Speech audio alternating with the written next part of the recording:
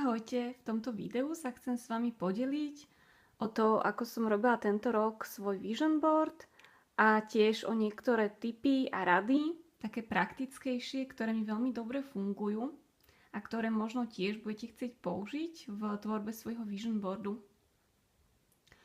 Tento rok sa môj vision board rodil dlhšie, oveľa dlhšie ako predchádzajúce roky, pretože som veľa času trávila aj bilancovaním a premýšľaním.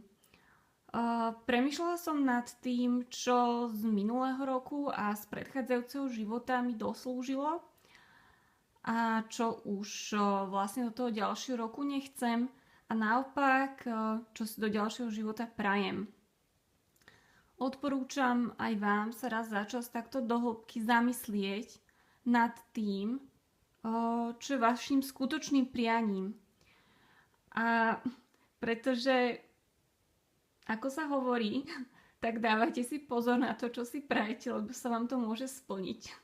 Takže naozaj, aby tie vaše priania zodpovedali nie len nejakému volaniu mysle a ega, ale aj tomu, čo naozaj je pre to vaše vyššie dobro. Takže prejdem na to, ako to mám prakticky urobené.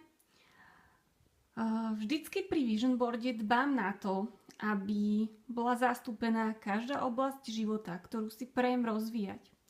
Aby ten život sa vyvíjal v rovnováhe.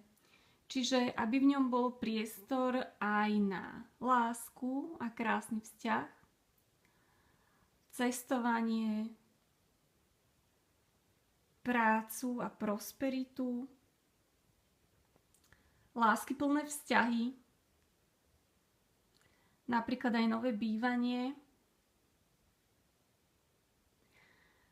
A tiež nezabudnite na taký ten každodenný, obyčajný život, na tie všedné radosti, pretože s nami je to niekedy tak, že si prajeme veľké veci. Ale väčšinu toho nášho života tvorí práve tá každodennosť. Takže stojí za to, aby tá každodennosť naozaj bola krásna.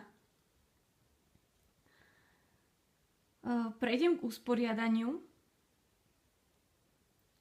Do stredu si väčšinou dávam svoju fotku a tiež svoj ústredný zámer na daný rok, prípadne na nejaké to časové obdobie, dokiaľ nebudem cítiť, že je potrebná opäť nejaká revízia, nejaká zmena. Mojím ústredným zámerom v tomto prípade je, že som a cítim sa šťastná, zdravá, naplnená, milovaná, bohatá. A tomuto ústrednému zámeru sa podriadujú všetky ostatné oblasti, všetky ostatné priania. Nech sa vyplnia iba vtedy, keď sú v súlade práve s týmto zámerom. Tento rok som si dala záležať aj na rozmiestnení. Intuitívne ma to ťahalo, aby som do tejto hornej časti, ako vidíte,